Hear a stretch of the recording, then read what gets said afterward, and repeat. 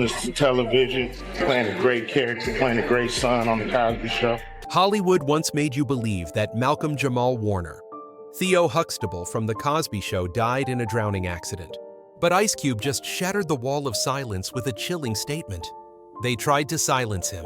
This isn't rumor. It's not a conspiracy theory. These are testimonies, evidence, and a memoir that has vanished.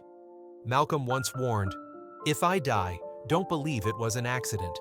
And just 48 hours before his death, he recorded a desperate podcast. Staying silent now is more dangerous than speaking out. The question is, who's pulling the strings? And why are the major media outlets staying completely silent? Don't miss this. Watch to the end, because the truth is about to change the way you see Hollywood forever. Malcolm-Jamal Warner, the scandal-free star, and his fall from the throne. If Malcolm's death was nothing more than an unfortunate drowning accident at a Caribbean beach, then why would Ice Cube risk his reputation to speak out and expose the truth? And if there was nothing suspicious, why did a wave of evidence, manuscripts, emails, files, even his computer vanish immediately after his death? To understand why the entire Black Hollywood community was so shaken, we must turn back time to when Malcolm-Jamal Warner was still America's golden boy, the one who brought warmth and laughter into millions of households through every episode of The Cosby Show. He wasn't just an actor, he was a cultural symbol embodying kindness, intelligence, discipline, and respect in the eyes of the public. Malcolm first appeared on screen in 1984 at age 14, playing Theo Huxtable, the clever, sometimes headstrong high school son of Dr. Cliff Huxtable, portrayed by Bill Cosby. And from there, a quiet star began to take form. Never loud, never scandalous, never chasing headlines. Malcolm was like a breeze of calm in a Hollywood torn between controversy and artificial glitz. The Cosby Show quickly became America's #1 show-topping Nielsen ratings for 5 consecutive seasons, 1985 to 1989. And through 8 seasons, 1984 to 1992, Malcolm became a familiar presence in homes across the U.S., especially within Black families longing for positive, aspirational role models on screen. While other teen stars spiraled into partying, substance abuse, or tabloid-fueled romances, Malcolm chose school music and writing. In 2003, he released his debut spoken-word album, The Miles Long Mixtape, a deeply personal, socially conscious work that reflected his thoughtful mind and poetic soul. As he matured, he grew more private. No flashy dating scandals, no substance abuse headlines, no arrests caught on camera. If you Googled Malcolm-Jamal Warner scandal, you'd likely get nothing. An almost suspiciously clean record. Even when his TV fame faded, Malcolm stayed true to his craft with guest roles in Sons of Anarchy suits American Crime Story Sneaky Pete, and most recently as Dr. A.J. Austin in The Resident 2018-2021. That role again proved his depth and understated yet commanding presence. A leading man who didn't need to shout to own the screen. Off-screen, Malcolm was also a skilled musician. In 2015, he earned a Grammy nomination for his work as a spoken-word artist on the album Motivational Music for the Broke Volume 1. Over more than 3 decades in the industry, he remained unwaveringly himself. Intelligent, creative, private, and independent. To friends, he was a listener. To peers, a gentleman. To fans, he was the grown-up version of the kid they once laughed with on the couch. On fan forums, you'd often see him affectionately called Hollywood's most underrated soul. Which is exactly why his death at age 54 sent shockwaves, not just because the industry lost an artist, but because the last scandal-free man in Hollywood was suddenly gone. His passing felt like a fall from the highest moral pedestal, not because he fell, but perhaps because he reached too close to something forbidden. That's what made Ice Cube's statement, "They silenced Malcolm," so explosive. It wasn't a baseless accusation against a troubled figure. It was a warning from a powerful voice about a man no one ever imagined would be targeted. If you want to silence someone, you choose someone with a voice. But if you want the world to never question it, you silence someone no one expects to speak out. And Malcolm-Jamal Warner, too kind, too honest, too clean, was the perfect candidate for a death no one would question. Except a few people did. And Ice Cube was the first to break that silence. Which means the story doesn't end here. It's only just begun. Death in paradise and the details that never add up. You don't get to choose where you die, But the way Malcolm-Jamal Warner left this world on a stunning beach in Costa Rica has left millions unable to accept it. A drowning accident. A riptide. For someone as cautious as Malcolm, who avoided any risk in his personal life, that explanation feels slippery. According to the official report on July 20, 2025, Malcolm, then on vacation at the Puerto Viejo coast in Limon Province, was said to have swum too far into deep waters near Piacacal Beach. A rip current pulled him away, and he was found minutes later, unresponsive. Costa Rican Red Cross personnel attempted to resuscitate him, but failed. The forensic report listed the cause of death as asphyxiation by drowning, and the incident was ruled an accident. End of story. Not even close. This is where it begins. Just hours after the news broke, social media erupted with questions. And the biggest among them, why did everything happen so fast? Less than 24 hours after Malcolm's body was discovered, he was cremated. No public funeral. No detailed obituary from the family. No press conference from U.S. authorities. And more shockingly, according to several close sources, neither his mother nor his very private wife had consented to the cremation. A decision as sudden as it was chilling. And even more disturbing was the disappearance of his most important personal belongings, including his laptop backup hard drives, phone, personal notebooks, and an entire 300-page memoir manuscript. When Malcolm's belongings were shipped back to the U.S., the computer was missing emails were confirmed to have been wiped from the system, and the backup drives suddenly became inaccessible. Some of those closest to him raised the unthinkable, someone got there first. And then witnesses began to emerge, each with a scattered fragment of memory. But together, the picture became unsettlingly murky. One person claimed Malcolm had a heated argument with an unknown man right on the beach just hours before his disappearance. Another said he looked extremely tense, like he was watching something beyond the frame. Yet strangely, there were no police reports of any altercation or suspected crime in the area that day. All the information seemed to exist in a shadow zone between testimony and the system's silence. One detail that gave many people chills was the final recording in Malcolm's podcast, made just 48 hours before he died, titled, "When They Won't Let You Speak." In it, he speaks with a shaky, exhausted voice. "There comes a time when silence is more dangerous than the truth. I'm already there." Ice Cube.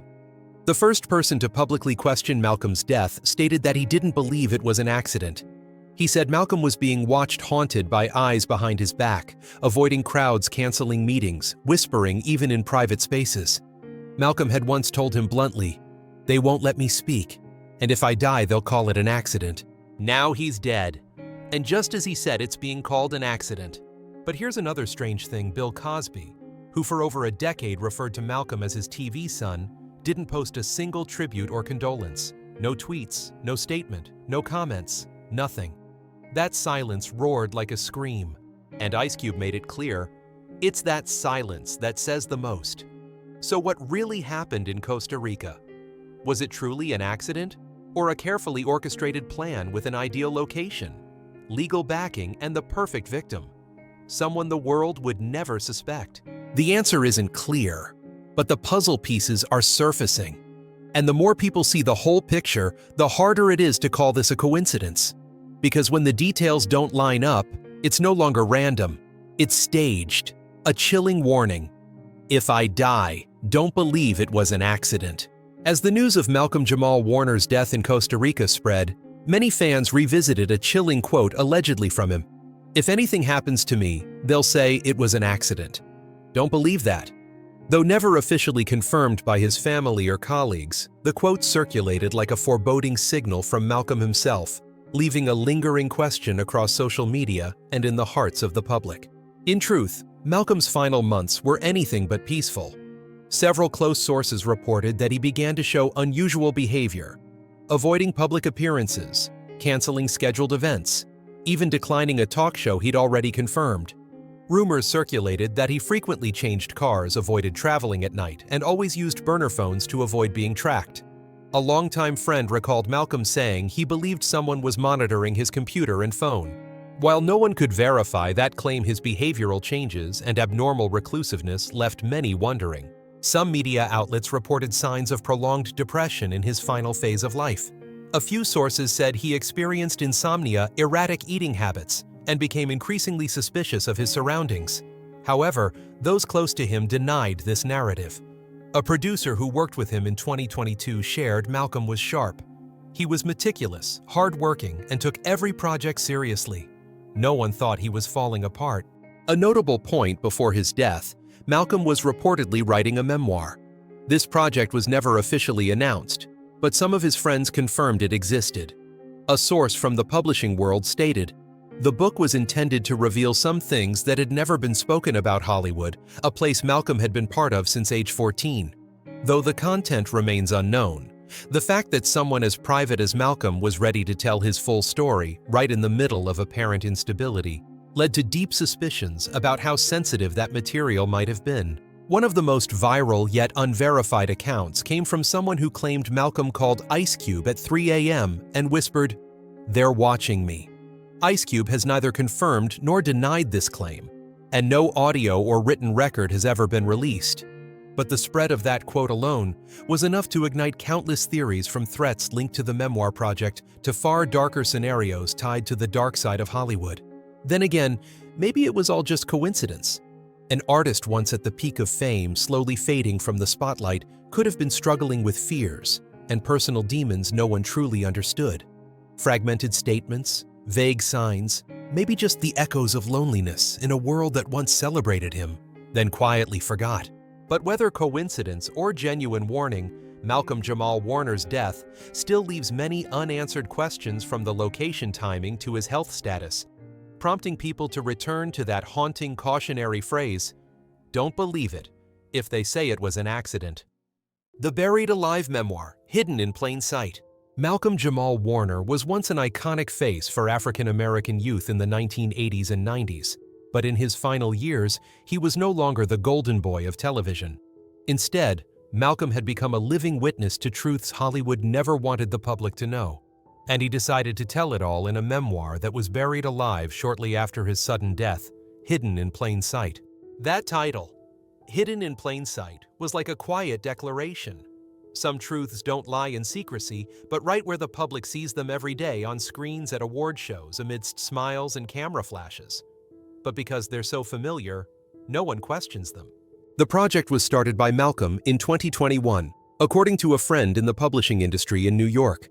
The original manuscript was over 300 pages, written by hand and later transcribed into an encrypted digital version stored on an offline hard drive. Malcolm called it his last ticket to tell everything a move both courageous and desperate. What made Hidden in Plain Sight remarkable was not just its content, but the way he opened the manuscript. "If you're reading this, it means I'm no longer alive." That wasn't a gimmick. For Malcolm, it was a warning and a piece of evidence. In the book's early chapters, he recounted in detail the darker side behind the scenes of The Cosby Show, a place he once called his second home. Bill Cosby's double life, from beloved TV dad to a man wielding absolute power in real life, was drawn with a cold, haunting clarity. Malcolm didn't name everyone explicitly, but through subtle metaphors, readers could easily tell who was who. He wrote about being called into rooms alone, about non-disclosure agreements, NDAs he was made to sign after each season, and the generous payouts that came with gentle threats. You wouldn't want to lose your career, would you? Another chapter dove into what Malcolm called the matrix of silence. According to him, not only Cosby, but a network of powerful media moguls, directors, and producers, both black and white, collaborated to build a system that laundered reputations for influential men. Media lawyers, PR firms, even the FBI, all appeared as pieces in a puzzle. Malcolm believed the average person couldn't even begin to imagine. The most controversial section tackled systemic racism in Hollywood. Despite being a teen star, Malcolm admitted he never felt like he belonged there. Every major role, every endorsement deal came with special conditions. At one point, he was even asked to obscure his African heritage in press materials to appeal better to the mainstream audience. And when Malcolm decided to go public with everything, the only person he confided in was his wife, his partner, for over 2 decades. In an email excerpted from the manuscript, she wrote, "Please wait a little longer. Wait until there's a legal team. I'm begging you, don't do this alone." Malcolm agreed to delay the official publication, but continued working on the manuscript and shared it with his 2 closest friends, one of whom was Ice Cube. who later confirmed that Malcolm once called him at 3 a.m., voice trembling. "They're watching me." The book was never officially released. After Malcolm's death, the entire original manuscript vanished. His family denied the memoir's existence. The publisher issued no statements. And the friend from the publishing world who had received Malcolm's final email left the industry and no longer speaks to the press. Some say the manuscript still exists hidden in a lawyer's safe or already destroyed. Others believe what Malcolm revealed was the product of an unstable mind. But to those who worked with him, who heard him whisper fragments of a much larger picture, hidden in plain sight was not a work of fiction. It was a final cry for help and a piece of evidence that never saw the light of day. Ice Cube exposes. Hollywood is no place for the truth. Ice Cube isn't the kind of man who's easily manipulated. From the early days screaming, "Fox the police" with NWA to becoming a respected independent producer, he's always lived by his own rules, one of which is this: never turn your back on someone speaking the truth, no matter how much that truth terrifies Hollywood. And that's exactly what happened when Malcolm-Jamal Warner came to him. No one expected that the beloved actor from The Cosby Show, with his kind face and warm smile, would be holding a ticking bomb capable of shattering the image of not just Bill Cosby, but the entire system that propped him up for decades. Malcolm said he no longer trusted the studio system. He had sent the manuscript of Hidden in Plain Sight to several publishers, only to receive strange rejections or complete silence. Something was being covered up, and Malcolm knew to expose the truth he had to take a different path. Ice Cube was that path. Malcolm didn't want a polished Hollywood-style documentary where everything goes through censors, sponsors, PR teams, and 10 rounds of edits to please the mainstream.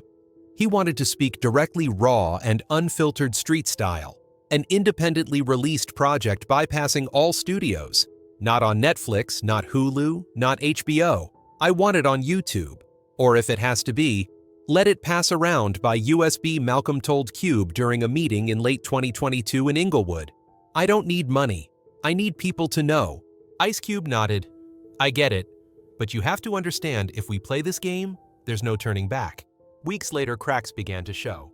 A strange call came to Cube's phone, no number displayed. The voice was old, soft, but chilling. "I know you're involved in Malcolm's situation, but understand he's a problem that needs resolving. Don't make yourself one too." Cube recorded the call and sent it to a friend who had worked for the FBI. The verdict: that's classic threat language. This wasn't some amateur. Then came the anonymous email sent to the studio inbox of Cube Vision. Subject line: "Truth is expensive." The attachment: a screenshot of a section from the memoir, one that had never been publicly shared. This meant someone had stolen or copied content from Malcolm's devices. Around the same time, a strange black SUV began parking outside Malcolm's house every night. When he called the police, they came, looked around, and quietly left without a word.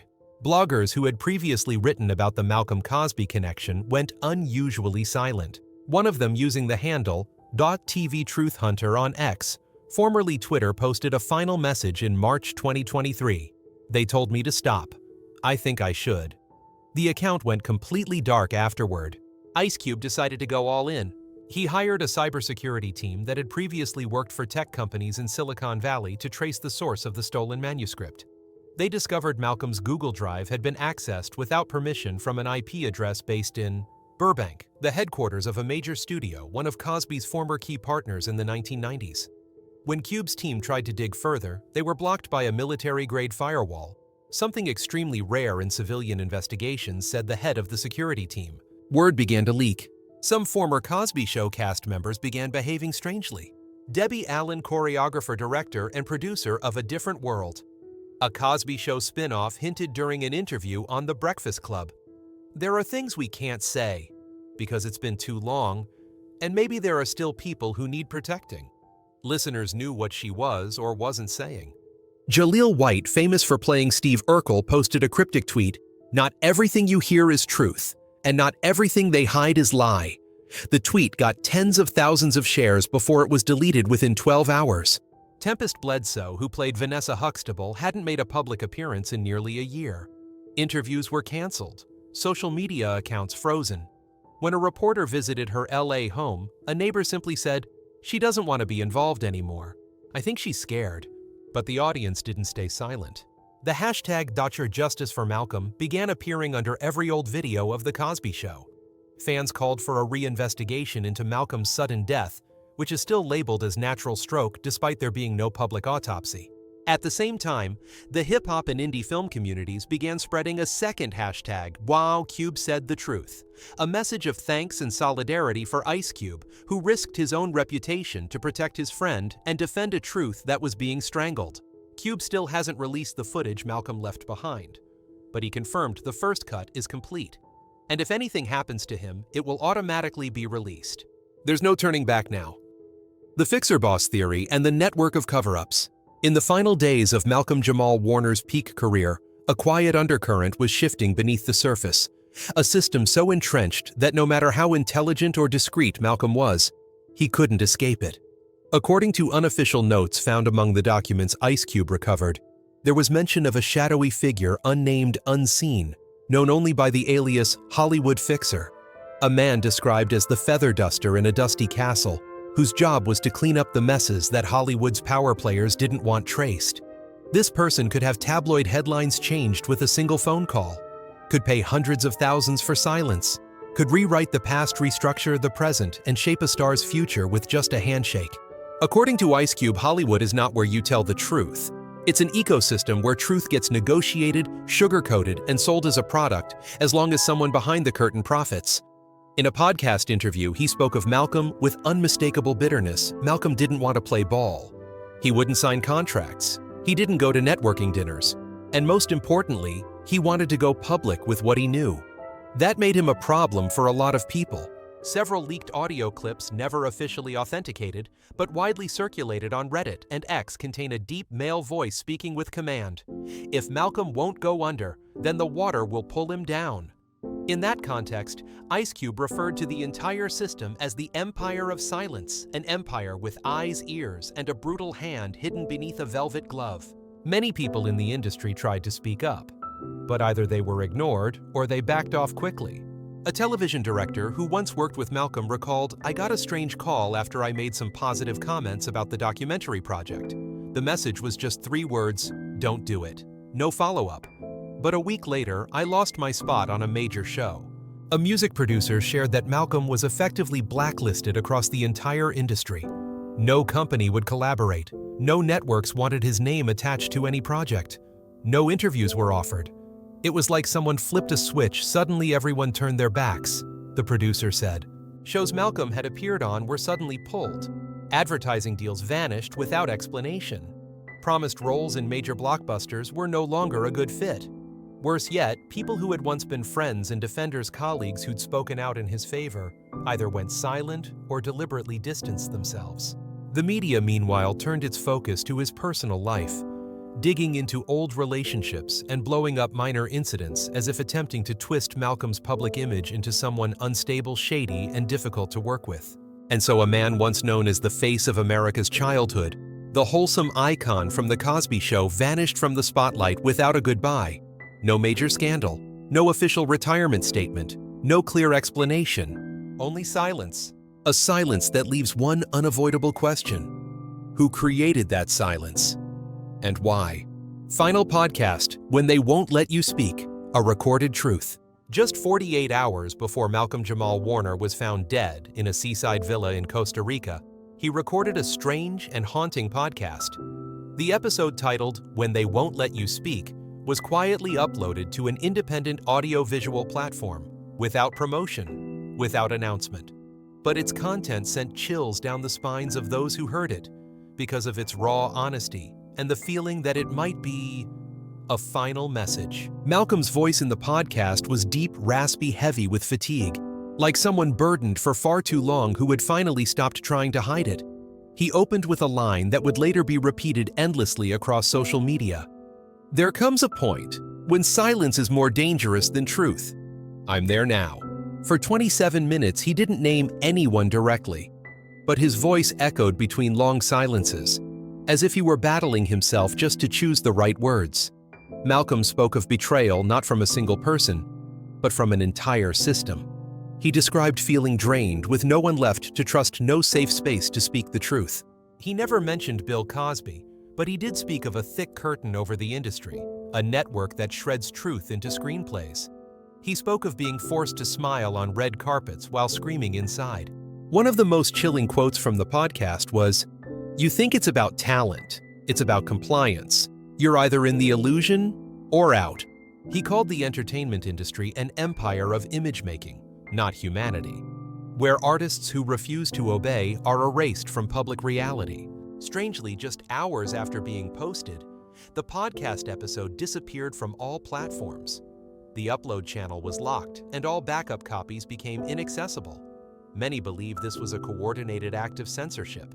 Still, some fans had already downloaded the audio and began reposting it across Reddit 4chan, and various independent outlets turning the podcast into a legendary document passed around in whispered awe. Since then, When They Won't Let You Speak has become more than a podcast title. It's become a symbol of a man who was once the golden face of American television, now brave enough to say aloud what so many others only dared whisper in the shadows. And more terrifying still, it became the final chapter of his life, recorded as a farewell, tinged with warning. The Quiet Resistance. What Malcolm-Jamal Warner left behind wasn't just a 27-minute podcast or a few shocking quotes. It was a slow-burning spark, one that began to spread quietly through the heart of Hollywood, a place seemingly filled only with formulaic films and safe faces. After his final podcast was pulled from all platforms, an unexpected undercurrent began to rise. No protests, no hashtags, no loud campaigns, just whispers. Subtle lines embedded in film credits. Quotes from Malcolm appearing on the social media profiles of young actors like a quiet vow. The phrase, "You're either in the illusion or out," became an unofficial motto for a new generation of independent filmmakers. Some indie projects began openly citing inspiration from those who spoke the truth and paid the price. In closed-door seminars at film schools, people started discussing ecosystems of information control, about forces that everyone knows exist, but no one dares name. While mainstream media chose total silence, independent podcast platforms, small YouTube channels, and anonymous Substack articles began peeling back the layers. But not everyone escaped the consequences. Several bloggers who first reported on Malcolm's death had their social media accounts banned. A journalist who covered the podcast episode was threatened with a lawsuit for violating terms of service. The community following this story now resorts to encryption sharing content through decentralized platforms, almost as if they're guarding a suppressed manifesto. In a rare public appearance after her son's death, Pamela Warner quietly stated, "My son lived with purpose, and he left with unfinished business." That wasn't just the grief of a mother. It was an acknowledgement something remained unsaid. And perhaps it is that very thing that has ignited this growing resistance, not to seek revenge, but to finish what Malcolm couldn't. Hollywood can hide many things, but not the truth forever. The story of Malcolm-Jamal Warner from the spotlight to a silence too suspicious goes beyond personal tragedy. It reflects an entire system. As the evidence, testimonies, and voices of resistance grow louder, there's only one thing we must never do: turn away.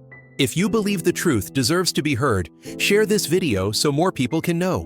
Don't forget to hit like, subscribe, and turn on the notification bell. Because behind the spotlight, there are still stories left untold. And we will not stop.